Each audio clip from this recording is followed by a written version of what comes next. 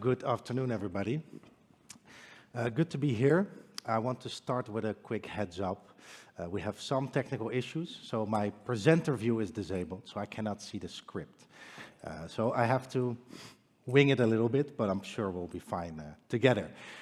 So I'm here to talk about Adoptics and really talk about our belief that AR is going to be an everyday reality very soon, just in a couple of years. Not something you use sporadically, but something that you actually wear every day or even every waking moment of your life. And in order to get there, and I think we're extremely close, there's a couple of key challenges that we need to solve as an AR industry. So I want to identify those challenges and propose a solution after that. So to start, when people think about AR, they still often think, especially if you tell, let's say, your family or your friends, they still think of these very bulky devices. I'm sure at least some of you can relate to this. And of course, we in the AR industry know that AR glasses can actually look like this. Just walk around the AWE area and you will find a lot of glasses that actually look very much like regular glasses. So these are the kind of glasses that people wear every day, all day. And creating such AR glasses really represents a huge challenge. So we do not only have to make very complex electronics, they also have to be personalized. So this is really a challenge we haven't really seen before, to make personalized electronics. And one way to solve this is to separate these AR devices into smart frames and smart lenses. And this is not a new idea. This is exactly how glasses are today brought to the consumer, by separating it into a mass-produced frame and personalized glasses. So first, let us look at why do people still think of these bulky headsets when they think about AR? Because these are real devices. And don't get me wrong, I love this. I think they look really cool and badass. They just don't look like regular glasses, and they should not look like regular glasses. And the reason is there's pretty much two approaches to doing AR. One is all about functionality. So it's putting as much functionality as you can in an AR device. And you end up with some, I think, cool-looking devices, but they're not eyewear devices. So these kind of devices compete with, let's say, entertainment systems, like an Xbox. You might decide to buy such a device instead of an Xbox. You're not going to decide, you know what, instead of buying a new pair of glasses, I'm going to buy the device on the left. Just a different group.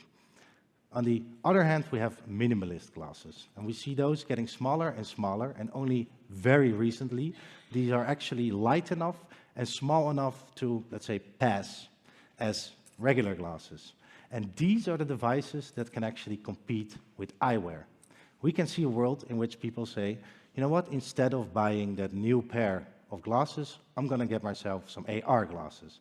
So those will be minimalist devices, and those are the ones we're going to focus on mostly. So as I said, these devices have to compete with eyewear devices, with glasses. So we have to also learn from the eyewear industry of how to do this. And there's essentially three pillars that we need to solve in order to successfully compete with the eyewear industry. So to convince a consumer to, instead of buying their regular glasses, buy a pair of AR glasses. These three main pillars are vision correction, customizability, and component integration. So I'm going to talk about those in a bit more depth right now. The first one is vision correction, or prescription. And often when you ask somebody, why is prescription important for AR? An answer you commonly get is, well, 2/3 of consumers need some kind of prescription. So we're missing out on these consumers if we don't add prescription to our product. However, I would argue that that really understates the importance of prescription, because exactly the people that we want to convince to wear these devices are people that already wear glasses. And out of the people who wear glasses, virtually 100% require prescription. So if you want to convince somebody to buy AR glasses rather than regular glasses, prescription is crucial. So this is our first pillar. A second just as important pillar is customizability. So let's do a little thought experiment. For those of you in the audience that wear glasses, I want you to ask yourself, when is the last time you met somebody who wears exactly the same frame as you? Well, the answer is very likely never. Even if you did, the chances that these people also had exactly the same prescription is virtually zero. So this really highlights the importance of customizability. And this is, of course, no surprise, because eyewear products are fashion products. Fashion is a way to express yourself, so simply having a single pair of glasses that attracts to everybody is an impossible mission. And I'm very happy to see that some of the smart glasses out there do take this approach. So take, for example, the Ray-Ban Stories 2. It comes in multiple form factors. Each of these frames come in multiple colors, and this really creates a lot of choice for the consumer. On the right, we see the Huawei Gentle Monster. Again, comes in multiple forms, really to make sure that there's choice for the consumer, which is an absolute necessity. Also good to note that the left glasses were designed, or at least partially designed by Meta, on the right by Huawei, and both have been done in partnership with the eyewear industry. We believe that that's the way forward, to partner with eyewear industry if we want to make eyewear products together. And that brings us to our third pillar, and that is integration. So as I mentioned before, core to the success of AR is the separation of the smart frame and the smart lens, just like the eyewear industry does so. Why is this the case? Because smart frames, just like regular frames, can be produced in mass, while the lenses are far more customized to the user. So Adaptic's approach is really to have an integrated solution that combines the display technologies into a single component, so that it can truly be separated from the frame. And this is exactly where Adaptics comes in, and this is, of course, what I want to talk about today. Our mission is to craft AR lenses that seamlessly blend into our everyday life. We do this by introducing ARX. These are the Adaptics AR lenses that contain prescription. So let me give you a brief overview of our ARX smart lenses. First of all, they are designed to support vision correction or prescription. So our lenses can be made to match any vision correction requirement, and thus meeting this first pillar of making sure we can make glasses that compete with regular glasses. The second one is customization. So our lenses are also designed to be able to be produced in any type of frame and in any shape. And I think here this image also really highlights the importance of separating that frame from the lens, because a certain frame can accommodate many different lenses, but a certain lens is always made for one specific frame. And the third one is, of course, integration. So our lenses are designed with an easy integration in mind to make sure that we can combine them with the smart frame to efficiently bring this to the consumer, to the end user. So let us look a bit into these ARX lenses that we make. They come in many shapes and forms, but they share a common anatomy. So essentially, we make our lenses, and they're powered by waveguide technologies. So we don't believe that things like bird bath designs will allow for everyday wearable, all-day wearable glasses. Those will be powered by waveguides. This waveguide is sandwiched between two lenses that we can manufacture, and on the eye side we can add any prescription. So therefore our lenses provide protection, prescription, and can be highly customized. And of course a light engine can be integrated into the system as well to make a more complete and easy to integrate solution. And that brings us to our final point. It's of course very cool if we can make a product that fits for consumer, but we also have to bring it to the consumer. And this is just as important. If we make an awesome product that we cannot deliver or not timely deliver to the end user, we don't really have a product at all. And here again, we can learn a lot from the eyewear industry. So let's look at someone purchasing glasses today. Typically, you decide you want a new pair of glasses, you visit an optician, an optometrist, and there first you pick a frame you like, a mass manufactured frame. Then you get your eyes measured, and what the optician does after you have your eyes measured and you place your order is to send the frame together with your prescription order to a distribution center, which is an ophthalmic laboratory, and there the lenses are made for you and inserted into the frame, sent back, ready for pickup. This is the way it's done right now. And you might be surprised to learn that we can do pretty much the same with smart lenses and with smart frames. In the future, again, you will go to an optician and you will make the choice to say, I want smart glasses, give me AR glasses. You pick a smart frame that is mass manufactured, you get your eyes measured, and after that, the smart frame is sent to a distribution center where the lenses can be eventually created on the spot and then inserted. However, I do want to press that today we can already do a lot simply by creating an inventory of smart lenses. So it's a relatively manageable number of smart lenses, and have these stocked at a distribution center. You can just plug into the existing supply chain. The smart lens will be taken from the inventory, inserted in your smart frame, and then sent back to a optometrist. So we don't have to change a lot. We don't have to reinvent the wheel. We can just benefit from the supply chain that has been built over the last 100 years by the industry. And this is where I end my talk today.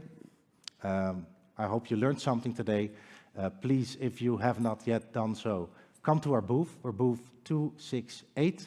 And if there's any questions, now's the time. Thank you. Are there? Oh, yeah. A big round of applause for Frank. Thank you, Frank. Are there any questions from the audience? Yes. Go. Please introduce yourself and what you do. Yeah, hey, thank you for the presentation.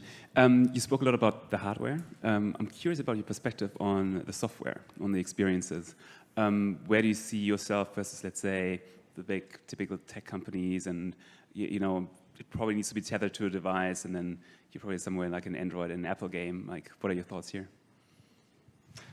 Okay, just to repeat your question, indeed, you're interested about our view on the software side of these AR glasses. Correct, yeah, and how do you bring it to market at scale, yeah?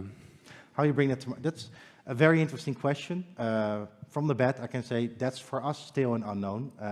Personally, I definitely strongly believe in an open platform. So there's not a lot out there yet in terms of really open platforms that enable software for any pair of AR glasses. Of course, I think we should adhere to those kind of standards or platforms when they arise. Currently, I don't see a lot of that being built yet, or at least not in a very successful way. Yeah, and I want to finish with, I do think that will be the role of, let's say, the Facebooks, the Googles, and those companies to move into that domain rather than trying to become an eyewear company. Any other question from the audience? Yes, please.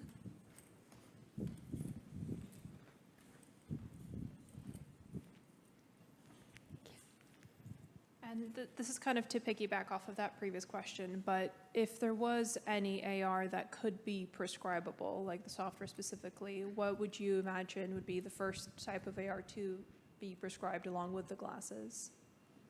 So are you asking about the first software you think, or first applications? Yeah, this first sort of software application within AR that could be prescribed. Very good question, and this really ties back into the what the first all-day wearable glasses are. So if you ask me that question and say what will be successful applications for these maximalist devices that are really gaming and entertainment or productivity devices, there's a different answer. If we specifically look at the first AR glasses that people will wear every waking moment of their life, these will be relatively simple applications. So it will be things like navigation, seeing which calls you get, notification settings, basic things like this are very easy to integrate in any glasses. And of course, moving forward, those things get very complicated very quickly. So there is, I think when you ask that question, everybody will give you a different answer depending on what they would like to see. So I would be very enthusiastic, for instance, about playing a piano and not having to read notes, but just seeing them float around in front of you in your glasses. It's kind of a cool party trick. I would love it, but then again, not for everybody. So it's really a question that depends on who you ask, and yeah, I think that's all I can say about that. And sorry, I meant like if a doctor could prescribe you AR. Because in the VR field, sometimes we've been discussing the potential of like VR being prescribed, like VR physiotherapy. If AR was clinically prescribed by a doctor, what would you imagine it to be? I see, okay. Then we work into the domain of medical applications of kind of early AR devices. Whew, that's a very good question. I know that if we just limit ourselves to extremely simple applications, I can see things like elderly with dementia that have to take their medication, for instance. Very easy, doesn't require a very complex hardware. All it needs to do is pretty much an alert, but an alert you cannot ignore because it plays right in your field of view. I think those things can be very powerful, but then again, this is just some application. I wouldn't quote me on this. Thank you. Thank you. Another question in the front. See, we have a software crowd today. Don't worry, this one's more hardware related. All right. Actually, no, it's business related. My name is Prash. I'm from Oxford Optical Labs in the UK. First of all, I really like the approach that you have here in terms of the flexibility and having the lenses. A bit more on the business model from the optician side. As I understand it, at least in the UK, the model is that you have a quite low-cost eye test that you do, and that's the sort of loss leader, if you like, and the markup is made on the actual lens, which is brought in quite cheaply from the lens crafters that actually produce the lens, and then sold on at a high markup, and then the frame markup is what it is as well. How do you see that working with Adoptics? Because would you still be looking to provide the lenses at the same sort of low cost with a markup on it, and how would that get adapted into the opticians and the point of sale? I'm quite interested because that's a very interesting question, and there's a number of answers to that. I do think that initially I just described a model where the optician is not capable of actually assembling the lenses into the frame, because you would have to train all opticians in the country. That will happen in distribution centers. So I think a very logical step is for opticians to start really seeing this as a way to actually increase their markup and saying, you know what, I'm going to train my staff. Opticians are relatively high trained people, and say, I'm going to train my staff to do this assembly at the optician so I can provide quicker service to my customers, and for that I can actually charge a markup. So that's definitely one way to increase that. And then, of course, there's the setting up of the glasses, which now doesn't exist. When you buy a pair of glasses, you don't need someone to explain how they work. And this is, of course, something that will happen in the future. So I see a lot of opportunity there for both opticians and smart frame makers, and to see new business arising there. Sure, thank you. All right. We have time for another question. Is there anyone in the audience who would like to ask? I see one lady Yes. over there. Hello, thank you. My name is Anita Lamprecht. I'm here for the Liquid Legal Institute. We are a legal think tank. So my question would be, will your glasses indicate if somebody is using actively augmented reality? So could you repeat that last question? Will our glasses indicate? Genau. So for example, if I am now wearing augmented reality glasses, will, for example, you be able to see if I'm currently using them, so augment my reality, or is it not visible to my surroundings? Yes. That's a good question. I do think as we make components to these glasses, we don't have final say in that. What I do really like about the way it's currently done is, for instance, if you look at the Ray-Ban stories too, whenever you're actively filming somebody, that person should be notified by, for instance, a light on the glasses. But then again, if someone is simply looking at a screen and checking their email, personally, I don't really see a reason for other people to be aware of that. But that's my personal opinion in terms of what these glasses do will really be up to, I think, eventually the integrators of this technology. Okay. I think of maybe exam situations, then it might be tricky. Sorry, what kind of For application? example, if students are using the glasses, they could not use them in exam situations. Just Yes. fantasizing now. I think it will be glasses off for any exam in 10 years, for sure. Very good, thank you. Thank you. It's a very interactive talk. Is there someone else who would like to ask a question? Yes, wonderful. Here we go. Hi. So my question was a little bit on the hardware-wise. Like, how do you see, like, the people and public opinion on longevity and upgradability when it comes to smart glasses? Right now, we are changing phones every few years or something like that. How do you think this will be adapted in the future when it comes to that? Because regular glasses, unless something happens, you don't upgrade so much. I don't know. So I think you're also asking about the let's say, the circular economy kind of side of things, or Yeah, a little bit on that. because indeed I do think that as technology, if we look at how fast it's going, every couple of years your glasses will be obsolete, and just like phones are today. Actually, even people who wear glasses now replace them relatively often. That will be the case. I can't speak for Adoptics. We take that very serious. We can reuse a lot of the tools we use to make the glasses, so it's definitely in our DNA, and it's important to us as a company. But entirely, the entire glasses ecosystem, that's of course to see. I'm definitely optimistic. Okay. Thank you. And one more question for Frank. Is there anyone who would like to know more about the future of AR? No? Well then, thank you very much, Frank, and a big round of applause for your presentation. Thank you.